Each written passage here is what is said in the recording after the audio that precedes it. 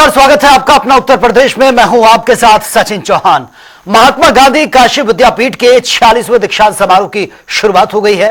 पूरा शिष्टमंडल चहलकदमी करते हुए मंच पर पहुंचा है और दीक्षांत समारोह में राज्यपाल आनंदीबेन पटेल ने भी शिरकत की। उन्होंने कहा कि राज्य सरकार चाहती है कि प्रेगनेंसी की 100% डिलीवरी हॉस्पिटल में हो और जो भी अभी तक राज्य में 85% डिलीवरी हॉस्पिटल में हो रही है।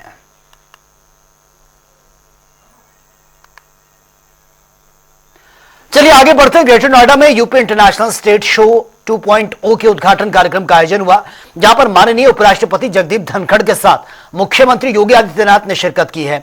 सीएम ने नागरिकों को संबोधित करते हुए कहा कि देश को $5 ट्रिलियन की अर्थव्यवस्था बनाने में आदरणीय प्रधानमंत्री के अभियान में उत्तर प्रदेश $1 ट्रिलियन की इकोनॉमी की दिशा में बहुत तेजी से आगे बढ़ रहा है।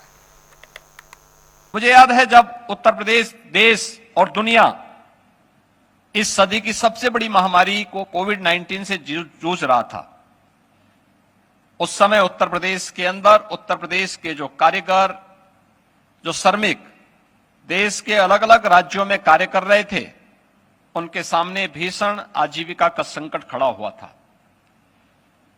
पूरे देश की चिंता थी कि इन लोगों का क्या होगा, लेकिन मैं निश्चिंत था। मैंने कहा यूपी में इतना पोटेंशियल है, ये 40 लाख नहीं बल्कि 4 करोड़ भी आएंगे, यूपी इन सबको अपने यहां जगह देगा, क्योंकि ये यूपी के हैं। और मुझे बताते हुए प्रसन्नता है कि वे 40 लाख जो भी कामगार और श्रमिक उत्तर प्रदेश के अंदर आए थे, हम लोगों ने यूपी में एंटर करते ही उनकी स्किल मैपिंग करवाई थी। और स्किल मैपिंग कराने के साथ एक एक जनपद को हम लोगों ने पूरी स्किल मैपिंग के पूरे डाटा उपलब्ध करवाने के साथ ही उन्हें वहां पे संबंधित यूनिट में कार्य करने के लिए भी एक ऑफर उन्हें उपलब्ध करवाया।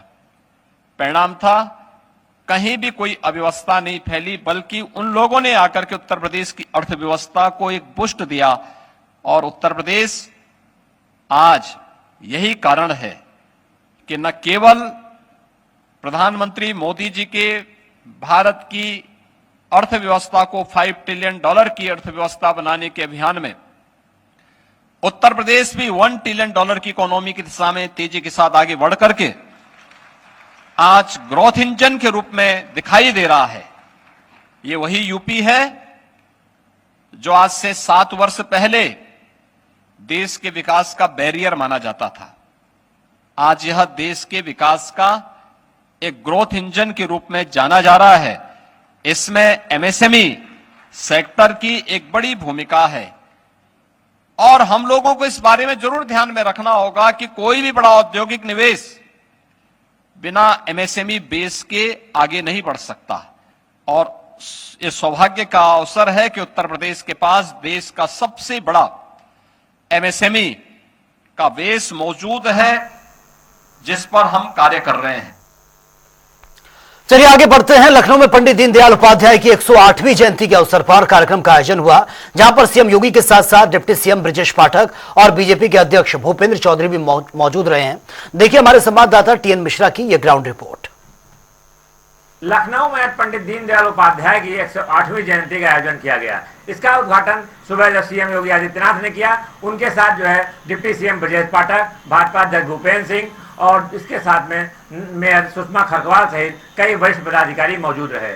उस मौके पर जो है उन्हें याद किया गया और उनके संस्मरणों में सीएम योगी आदित्यनाथ ने कहा कि हम लोग जो है पूरी भाजपा जो है पंडित दीनदयाल उपाध्याय के कदमों पर चलेगी और उनसे बेहतर सीख लेगी और भाजपा डे बाई डे उनके जो विजन के अनुसार काम करके प्रगति पर जा रही है। इसी को लेकर के आज क्लासवर्थ होटल में यहाँ पर संगोष्ठी का आयोजन किया गया और जिसमें 1947 में विकसित भारत कैसा होगा इसको लेकर के अर्थशास्त्री एन.के. सिंह ने जो है तमाम विचार रखे और उन्होंने कहा कि किस तरह भारत डे बाय डे प्रगति कर रहा है और विश्व की तीसरी अर्थशक्ति बन चुका है और तीसरी अर्थशक्ति बनने के बाद अब वो पहले नंबर पे जाने के लिए जो है 3.7 जो है विजन इसका चल रहा है। और उन्होंने सीधा सीधा भारत को प्रगति की तमाम उल्लेखनीय विचारों पर रखते हुए अपने कदम कहा कि भारत जो है लगातार मोदी के नेतृत्व में 10 साल से जो प्रगति किया है वो पहले कभी नहीं था और ये भारत की प्रगति और चलती रहेगी। और 1947 में जो है पर्यावरण मुक्त और कार्बन मुक्त भारत का सपना साकार होगा। कैमरा पर्सन आशीष के साथ टीएन मिश्रा, जनता टीवी, लखनऊ। और फर्रुखाबाद में अमृतसर से बीजेपी विधायक सुशील शाक्य ने राहुल गांधी पर बड़ा हमला बोला है। उन्होंने कहा कि राहुल गांधी विदेश में जाकर प्रसारित कर रहे हैं कि सिखों को उनकी मान्यताओं के अनुसार भारत में रहने का अधिकार नहीं है। बहुत बड़ी राजनीतिक साजिश है। जिस प्रकार से राहुल गांधी विदेश में जाके ये प्रसारित करने का प्रयास कर रहे हैं कि भारत में सिखों को उनकी धार्मिक मान्यताओं के अनुसार रहने का अधिकार नहीं, ये क्या दर्शाता है? वो विदेश में जाके कहेंगे कि भारत में मुसलमान सुरक्षित नहीं है। क्या संदेश जाता है? इस देश को लोगों को भड़का के और जिस प्रकार की घटना बांग्लादेश में हुई है, यहां पर भी विद्रोह हो जाए और ये सरकार पलट जाए, ये सपने विरोधी दल के लोग देख रहे हैं। और विरोधी शक्तियां जो भारत को प्रगति नहीं देखना चाहती, जो भारत के विरुद्ध हैं, भारत को नीचा दिखाना चाहती है, उन विदेशी शक्तियों के माध्यम से रेल को पलटने का काम, समाज को भड़काने का काम ये विरोधी दल कर रहे हैं। और लखनऊ एसडीएस लामार्ट के बैनर तले गोल्ड क्लब लखनऊ में डेविस कप के भारतीय खिलाड़ी सिद्धार्थ कश्यप का भव्य स्वागत हुआ है, जिसको लेकर हमारे स्टेट ब्यूरो प्रमुख अनिल के अंकुर ने सिद्धार्थ कश्यप से खास बातचीत की है। ये बातचीत देख लेते हैं। भारत से अभी डेविस कप खेल कर आए सिद्धार्थ विश्वकर्मा जी हमारे साथ मौजूद हैं। सिद्धार्थ विश्वकर्मा जी ने लॉन टेनिस में जिस तरीके से अपने जीत हासिल की है और जिस तरीके से आगे कदम बढ़ाया है, आज लखनऊ में, तो उनसे पूछना चाहूंगा कि क्या रहा वहाँ पे, आपको कैसा रहा एक्सपीरियंस? सर बहुत अच्छा एक्सपीरियंस था वहाँ पे। मेरा पहला डेविस कप था और बहुत सुंदर, मतलब जिसको बोले सब में वैसा गया। बट थोड़ी चीज़ें थी, सिचुएशन था वेदर और कंडीशन का कि जो कि वहाँ पे इंडोर था और हमारे यहाँ जो है सारी चीज़ें आउटडोर है सर। तो आपका क्या लगता है कि जो आपका इंडिया में क्या स्कोप है इसका लॉन टेनिस का और किस तरीके से आगे इम्प्रूव किया सकता है?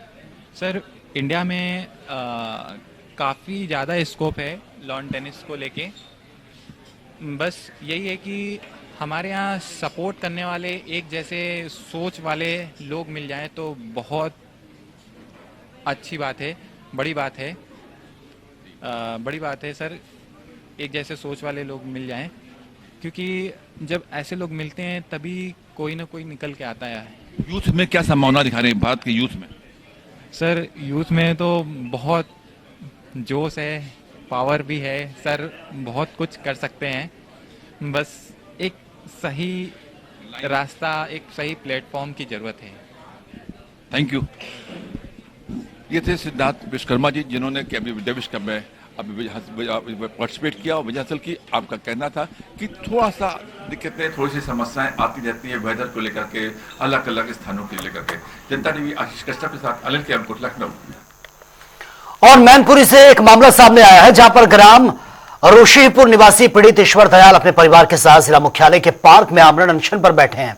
आपको बता दें कि पीड़ित ने बताया कि वो अपनी जगह पर निर्माण का काम करवा रहे थे, जहां पर दबंग प्रधान ने जाकर उनके गेट को तोड़ दिया है और सारा सामान भी अस्त व्यस्त कर दिया है और अपने साथ भर कर ले गए। ग्राम प्रधान हमारे गांव में कम से कम 2 वर्ष से हमारा मकान नहीं 6 महीने से मकान नहीं पड़ने दे रहा है, जबरदस्ती रास्ता निकालना चाह रहा है। और कल इसने जबरदस्ती मेरे मकान के 2 गेट, 3 जाल, भीम के जाल, 21 बोरी सीमेंट और क्या कहते हैं 2 बैटरी और 3 चैनल पैनल जो सूर्या लाइट के थे, और हमारी पत्नी के साथ बदतमीजी मारपीट की। बताइए सर हम कहाँ जाएं? शिकायत के लिए उनके पास जाते हैं, एसडीएम के पास गए तो वहाँ भी कोई शिकायत नहीं हुई। उसके जबकि हमारा मुकदमा चल रहा है, लेखपाल रामोतान ने 2 बार रिपोर्ट, एक बार में रिपोर्ट हमारे माफिक लगाई। तो चलिए खबरों में आगे बढ़ते हैं, बात कर लेते हैं तमाम खबरों की ताबड़तोड़ अंदाज में। कन्नौज में हादसे में घायल हुए परिवार के लिए डीएम और एसपी ने रुकवा दिया काफिला। दोनों अफसरों ने घायलों को एम्बुलेंस से अस्पताल में भेजा, इलाज जारी है। मैनपुरी में यादव समाज के युवाओं ने किया विरोध प्रदर्शन, प्रदेश सरकार पर लगाए आरोप। मंगेश यादव फर्जी एनकाउंटर को लेकर न्यायिक जांच की मांग। महिला ने फांसी लगाकर मौत को गले लगा लिया। गृह कलेश के चलते पति पत्नी में झगड़ा होता था। मृतक पत्नी ने खोल दिया है, मृतक पत्नी की राज्य खुल चुका है। बहराइच में 1.5 करोड़ की नशीली चरस के साथ शातिर महिला तस्कर गिरफ्तार। तस्कर के पास से बरामद हुआ 5 किलो नेपाली चरस। चरस की कीमत 1.5 करोड़ बताई जाती है। आकाशीय बिजली की चपेट में आने से 2 महिलाएं झुलस गई हैं। स्वास्थ्य केंद्रों में दोनों महिलाओं का उपचार चल रहा, दोनों की हालत सामान्य। बुलंदशहर में दबंगों ने कार सवारों पर हमला किया। युवक की कार में फायरिंग का भी आरोप है। बाइक सवार आधा दर्जन लोग वारदात को अंजाम देकर फरार। जांच में जुटी है पुलिस। फतेहपुर में ट्रेन से कटकर छात्र की मौत का मामला। सुबह रेलवे लाइन की तरफ टहलने आया था छात्र। पुलिस ने शव को कब्जे में लेकर जांच शुरू की। अमेठी में भीषण सड़क हादसा, तेज रफ्तार 2 ट्रकों की आमने सामने टक्कर।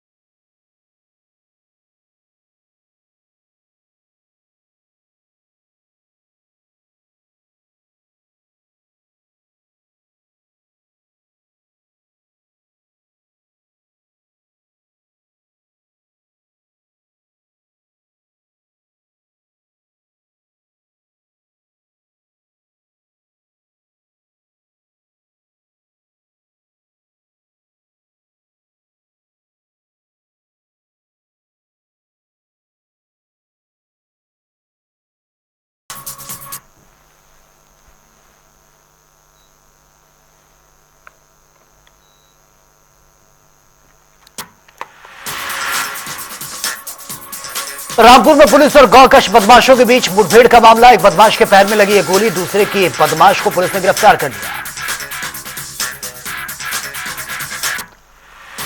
बदायूं में चोरी का इल्जाम लगाकर मोहल्ले के लोगों ने युवक को दी तालिबानी सजा। युवक की हालत गंभीर, अस्पताल में भर्ती।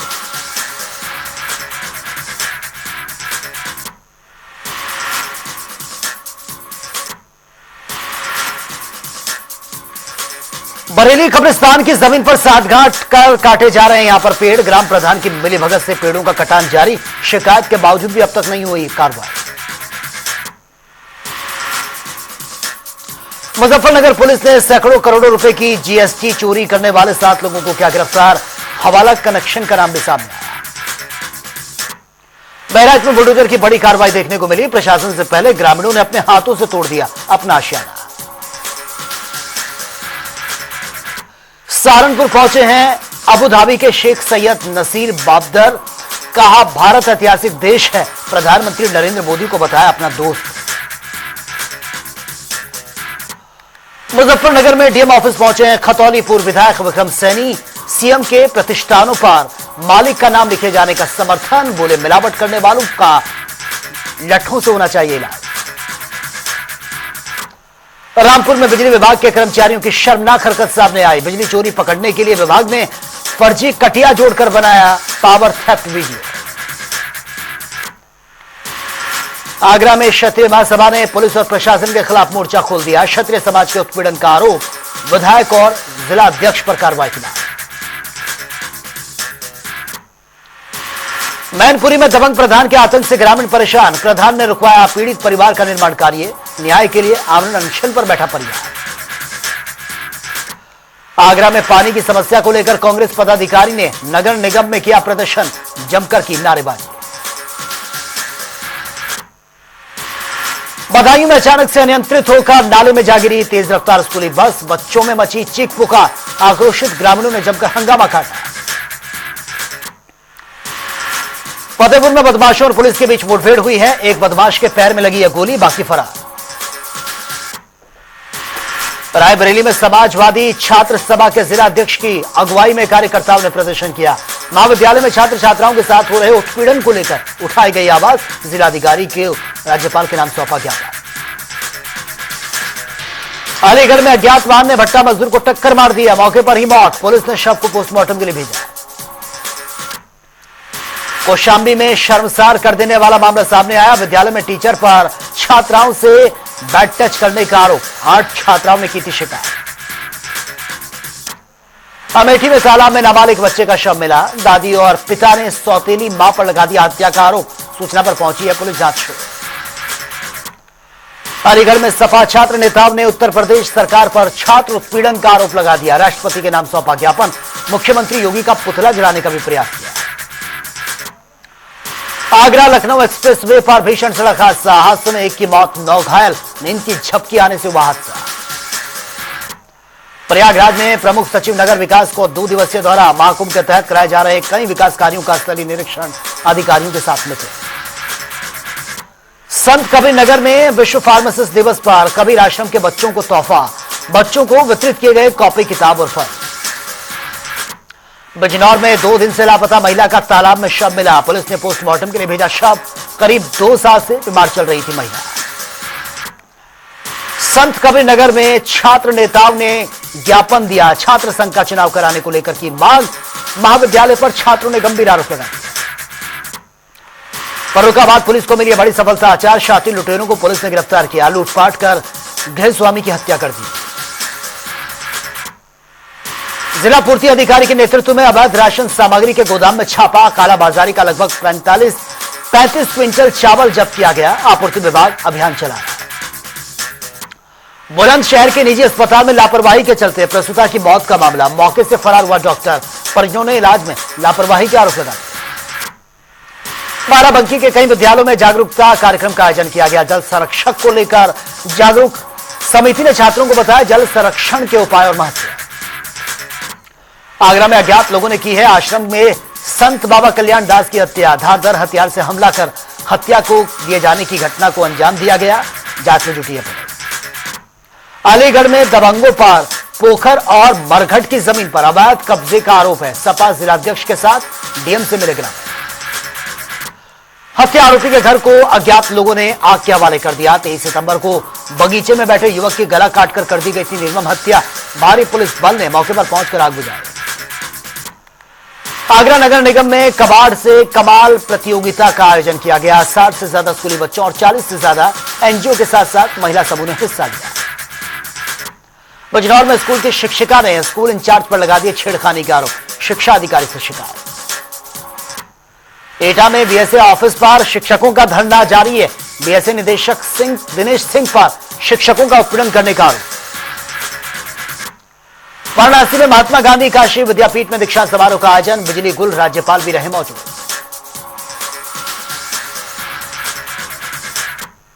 संत कबीर नगर में पानी से भरी बाल्टी में गिरने से मासूम की मौत। परिजनों में मचा कोहरा। फिरोजाबाद के मेडिकल कॉलेज में लापरवाही। डिलीवरी के दौरान महिला और बच्चे की मौत। परिजनों ने डॉक्टर पर लगा दी लापरवाही का। फर्रुखाबाद में सांप के काटने से महिला की मौत। परिजनों में कोहराम मच गया। लखनऊ के महाकवि जयशंकर प्रसाद वार्ड में चला स्वच्छता ही सेवा अभियान। निकाली गई जन जागरूकता रैली। सफाई के प्रति लोगों को जागरूक किया गया। चंदौली में तेज रफ्तार कार का कहर अनियंत्रित होकर नहर में गिरी। Video viral. चंदौली में चोरी के आरोप में 4 अभियुक्त गिरफ्तार हैं। लाखों का कैश सहित अवैध तमंचा, कारतूस बरामद। सहारनपुर में जिला अस्पताल में बच्ची की मौत का मामला। जमकर हंगामा। भीम आर्मी कार्यकर्ताओं ने प्रदर्शन किया। डॉक्टर पर लापरवाही का। फर्रुखाबाद में छात्रा की संदिग्ध परिस्थितियों में डूबकर मौत का मामला। पुलिस ने शव को पोस्टमार्टम के लिए भेजा। जांच जारी। अलीगढ़ में पुलिस ने चलते ट्रकों से चोरी की घटनाओं को अंजाम देने वाले 3 चोरों को गिरफ्तार किया। लाखों का माल भी बरामद। अलीगढ़ में संक्रमण रोग नियंत्रण पखवाड़े का आखिरी दिन।